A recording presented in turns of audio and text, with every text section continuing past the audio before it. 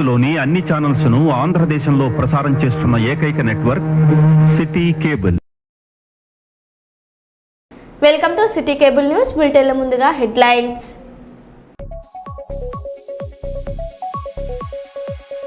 మహబూబాబాద్లోని SP camp కార్యాలయం ఆవరణలో ఘనంగా హోలీ వేడుకలు.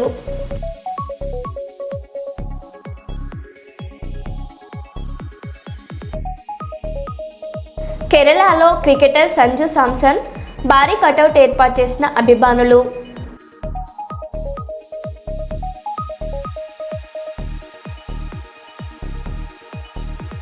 హైదరాబాద్లో టమాటా ధరలు భారీగా పడిపోయాయి. ప్రస్తుతం 25 కిలోల బాక్స్ కేవలం 80 రూపాయల నుంచి 100 రూపాయల వరకు మాత్రమే పలుకుతుంది. హైదరాబాద్ బాచుపల్లిలో భారీ అగ్ని ప్రమాదం.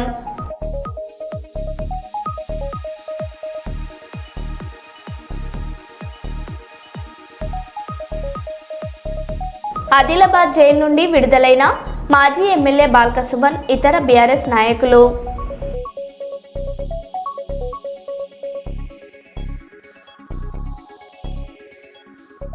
ఇక వివరాల్లోకి వెళ్తే, కొమ్మాల లక్ష్మీ నరసింహస్వామి జాతరకు కదిలిన కాంగ్రెస్ పార్టీ ప్రభాబండ్లను కొబ్బరికాయ కొట్టి ప్రారంభించిన ఎమ్మెల్యే దొంతి మాధవరెడ్డి, నర్సంపేట ఎమ్మెల్యే దొంతి మాధవరెడ్డి గీస్కొండ మండలం లక్ష్మీ నరసింహస్వామి జాతరను పురస్కరించుకుని నర్సంపేట నియోజకవర్గం నుండి వందలాదిగా కదిలి వచ్చిన కాంగ్రెస్ పార్టీ ప్రభాబండ్లు ఆటపాటలతో ఆనందంగా స్వామివారి జాతరకు కదిలిన కాంగ్రెస్ నాయకులు.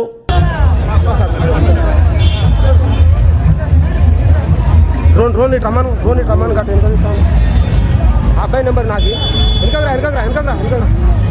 అబ్బాయి నెంబర్ నాకు ఫోన్ చేసి రమ్మని ముందుకు రమ్మని రోను.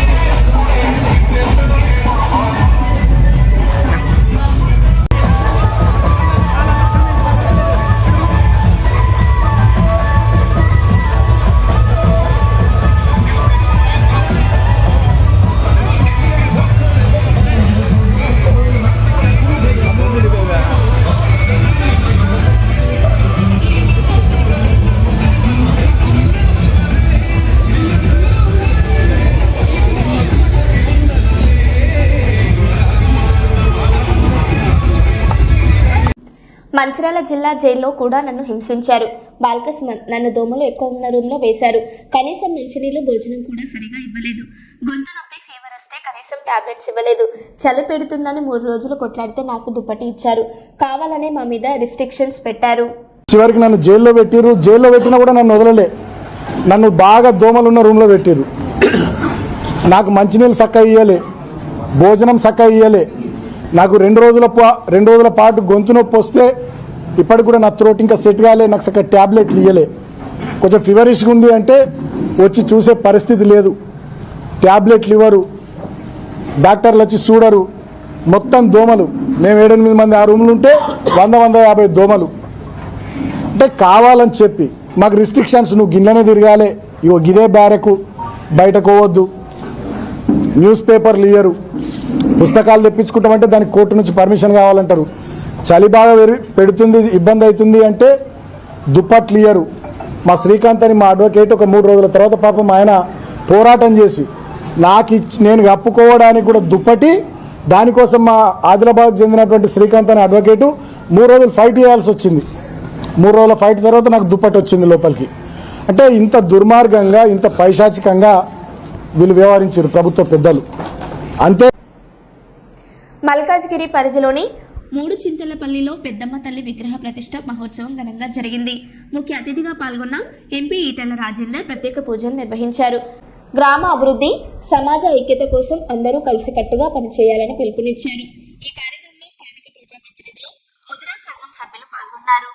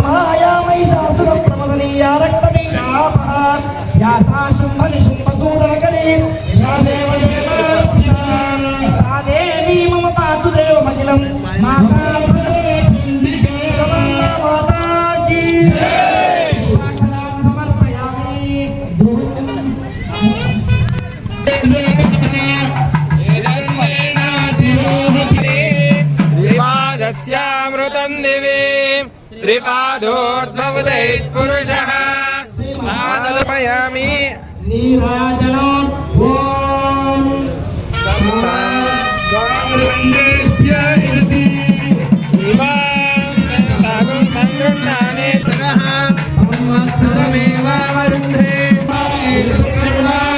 लक्ष्मी मोक्षलक्ष्मी जयलक्ष्मी सरस्वती श्रीलक्ष्मी वरलक्ष्मी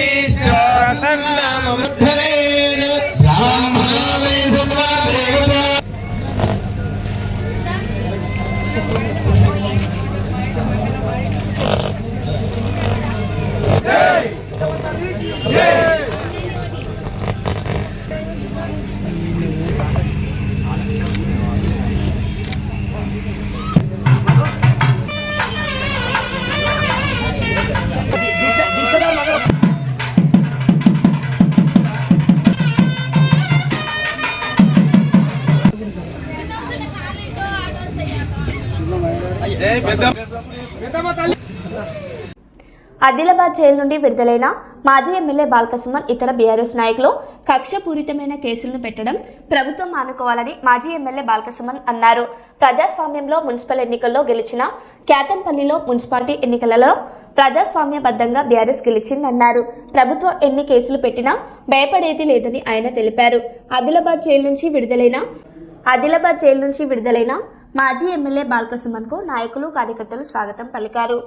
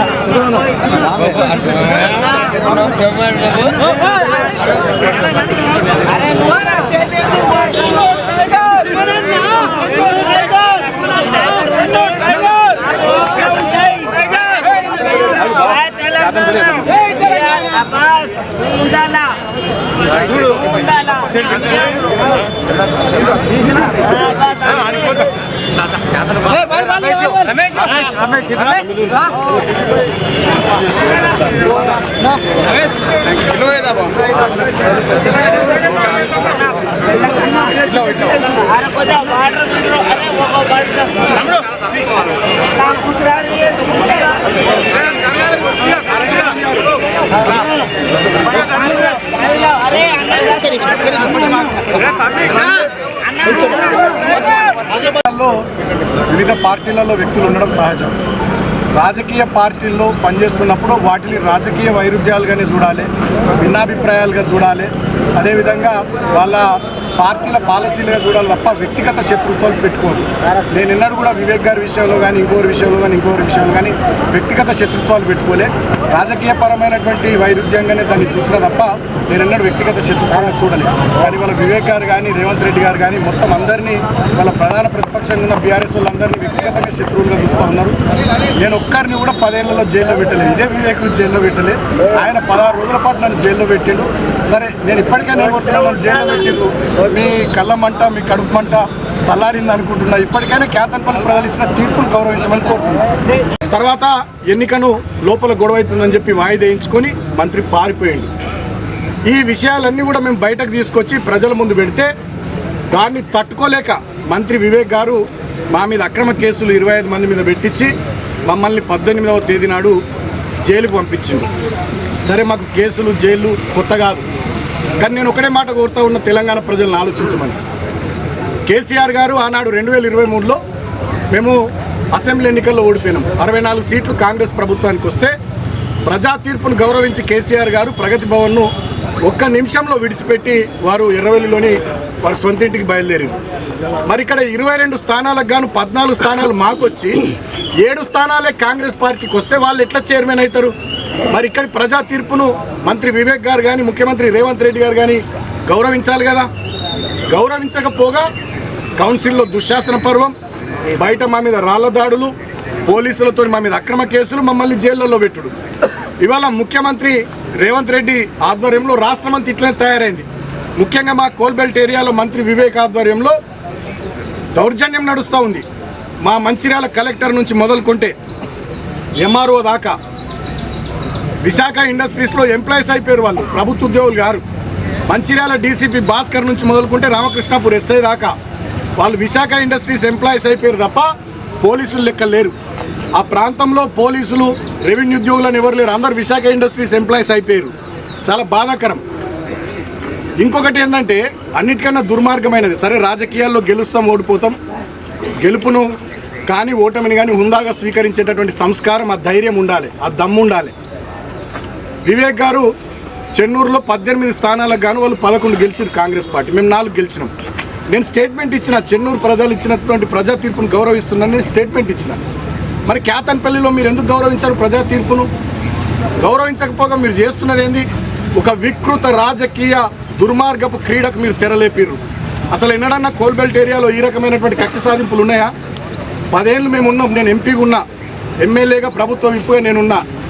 ఎవరినైనా జైలుకు పంపించినా, అక్రమ కేసులు పెట్టించినా ఎటు తీసుకుపోతున్నారు మీరు ఆ ప్రాంతాన్ని? మీరు ఏం చెప్పి అడిగారు? 45,000 ఉద్యోగాలు ఇస్తామన్నారు, ఫ్యాక్టరీ పెడతామన్నారు. మీ కాంగ్రెస్ ఏమో 6 గ్యారంటీలు 420 హామీలు అన్నది. ఇచ్చిన మాటలు పక్కకు పెట్టి ఒక్క మున్సిపాలిటీ కోసం ఇవాళ ఆ ప్రాంతాన్ని రణరంగం చేసి రావణ కాష్టం చేస్తూ ఉన్నాడు మంత్రి వివేక్ గారు. లీగల్ టీమ్ హైదరాబాద్లో కానీ మంచిర్యాలలో కానీ చెన్నూరులో కానీ ప్రభుత్వం యొక్క కుట్రల్ని పటాపంచలు చేస్తూ పోలీసులు మొన్న రాత్రి 9కి నోటీస్ ఇచ్చేటటువంటిది ఉంటుందా జైల్లో? కస్టడీ పిటిషన్ నోటీస్ అని చెప్పి రాత్రి 9కి జైలుకి వచ్చి పోలీసులు నోటీస్ ఇస్తే నేను తీసుకోను, without consulting my advocates I cannot proceed, I cannot take అని చెప్పి నేను సీరియస్గా రాసి సంతకం పెట్టిన. అంటే రాత్రి 9కి తెల్లారి బెయిల్ వస్తుందని చెప్పి రాత్రి 9కి కస్టడీ పిటిషన్ తీసుకుని వచ్చారు పోలీసు వాళ్ళు. సో ఇన్ని దుర్మార్గాలు పోలీసు వాళ్ళు చేసినా ఎక్కడికక్కడ గట్టిగా నిలువరించి న్యాయం గెలిచేటట్టుగా, ధర్మం గెలిచేటట్టుగా, మాకు బెయిల్ వచ్చేటట్టుగా చేసినటువంటి మా లీగల్ టీం, మా న్యాయవాదులందరికీ హృదయపూర్వకంగా కృతజ్ఞతలు తెలియజేస్తూ, ఇంకా 3 సోదరులు మా ఊళ్ళు జైల్లో ఉన్నారు. ఇంకా 12 మందికి నిన్న యాంటిసిపేటర్ బెయిల్ వచ్చింది. ఆ 4-5 కూడా బెయిల్ తొందరగా వచ్చేటట్టుగా మా లీగల్ టీం చర్యలు తీసుకుంటుందని సహకరించిన ప్రతి ఒక్కరికి పేరు పేరున హృదయపూర్వక కృతజ్ఞతలు తెలియజేస్తూ థ్యాంక్ యూ. జై తెలంగాణ, జై నడిపినాం. మేము ఎన్నడూ కక్ష సాధింపు రాజకీయాలు చేయలేదు. మీకు ఒక ఉదాహరణ చెప్తాను రాష్ట్ర ప్రజలకు.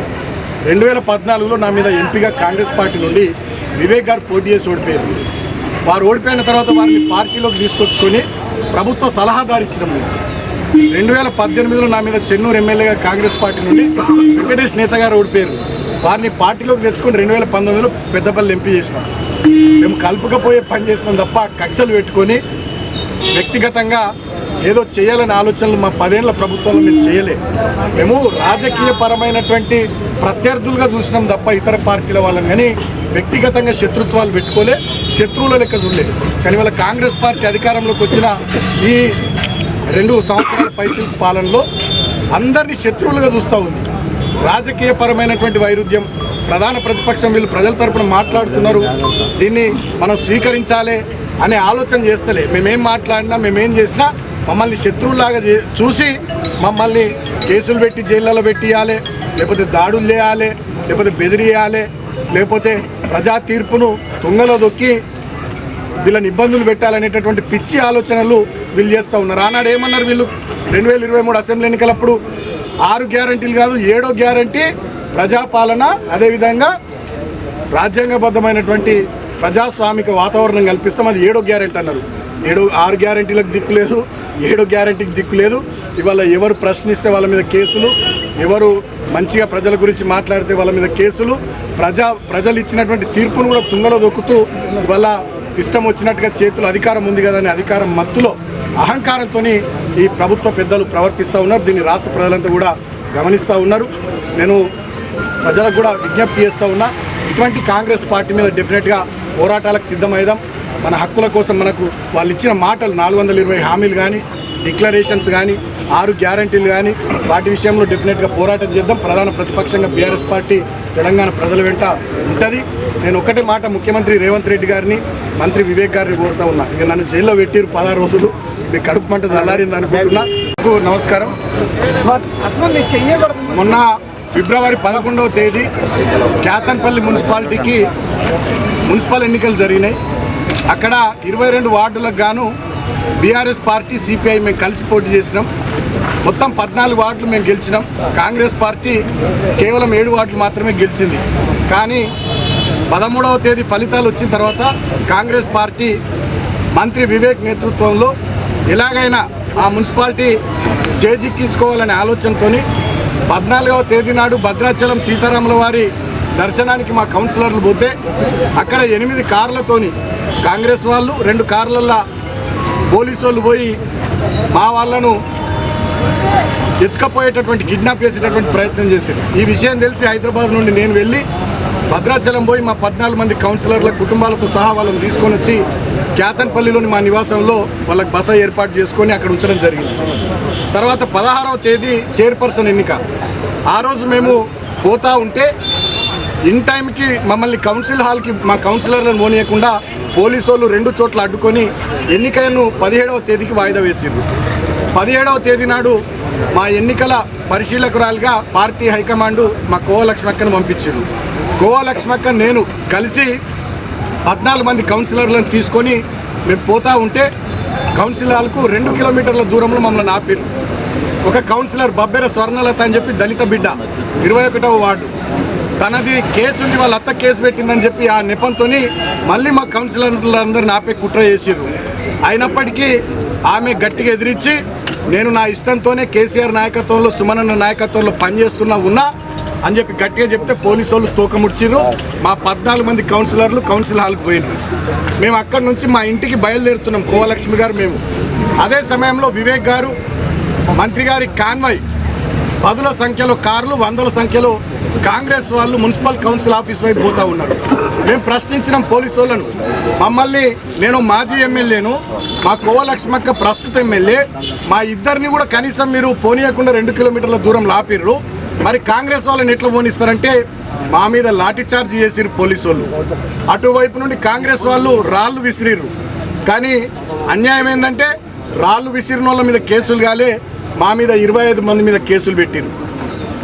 తర్వాత ఏం జరిగింది, కౌన్సిల్ హాల్కి పోయినాక మా 14 మంది కౌన్సిలర్లకు మంత్రి వివేక్ గారు వాళ్ళ కొడుకు ఎంపీ బ్లాంక్ చెక్కులు ఇచ్చి ప్రలోభ పెట్టే ప్రయత్నం చేసిర్రు.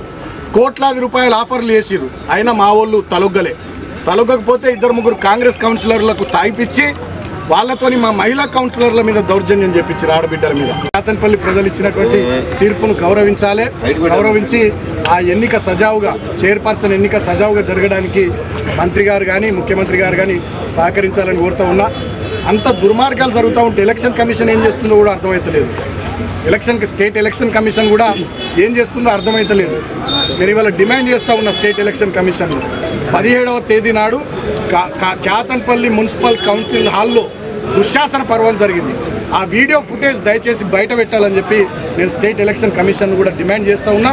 ఫేర్గా మళ్ళీ ఒక డేట్ ఇచ్చి ఎలక్షన్ జరిగేటట్టుగా, వీలైనంత తొందరలో చైర్పర్సన్ వైస్ చైర్మన్ ఎన్నిక జరిగేటట్టుగా, ప్రజా తీర్పు ప్రకారం అక్కడ మాకు చైర్మన్ వైస్ చైర్మన్ వచ్చేటట్టుగా స్టేట్ ఎలక్షన్ కమిషన్ ప్రశాంతమైనటువంటి వాతావరణంలో ఎన్నిక జరిపించాలని డిమాండ్ చేస్తూ, ఇన్ని రోజులుగా నేను జైల్లో ఉన్నప్పుడు కూడా నాకు సహకరించినటువంటి వాస్తవాలన్నింటినీ ప్రజల్లోకి తీసుకొచ్చిన మీడియాకు కూడా హృదయపూర్వకంగా నేను కృతజ్ఞతలు తెలియజేస్తూ, మా బీఆర్ఎస్ సోషల్ మీడియా వారియర్స్ రాష్ట్ర వ్యాప్తంగా కూడా ఇక్కడ జరిగినటువంటి అన్యాయం కానీ, మా విషయంలో చేసినటువంటి దుర్మార్గాలు, కాంగ్రెస్ ప్రభుత్వం మంత్రి వివేక్ చేసినటువంటి వాటిని ప్రజల దృష్టికి ఎప్పటికప్పుడు తీసుకొచ్చిన బీఆర్ఎస్ పార్టీ సోషల్ మీడియా వారియర్స్కి, నాకు అండగా ఉన్నటువంటి మా పార్టీ నాయకులకు, అదేవిధంగా విద్యార్థి విభాగం, యువజన విభాగం సోదరులకు, మా మాజీ ఎమ్మెల్యేలకు, మాజీ మంత్రులకు, ముఖ్యంగా మా పార్టీ పెద్దలు కేసీఆర్ గారు నాకు బెయిల్ రావాలని ఎప్పటికప్పుడు అడ్వకేట్లతో మాట్లాడి అన్ని విషయాలు మానిటర్ చేసిన గౌరవనీయులు తెలంగాణ తొలి ముఖ్యమంత్రి కేసీఆర్ గారికి, నాకు జైలుకు వచ్చి మనోధైర్యాన్ని ఇచ్చి పార్టీ మొత్తం నీ వెంట ఉంది,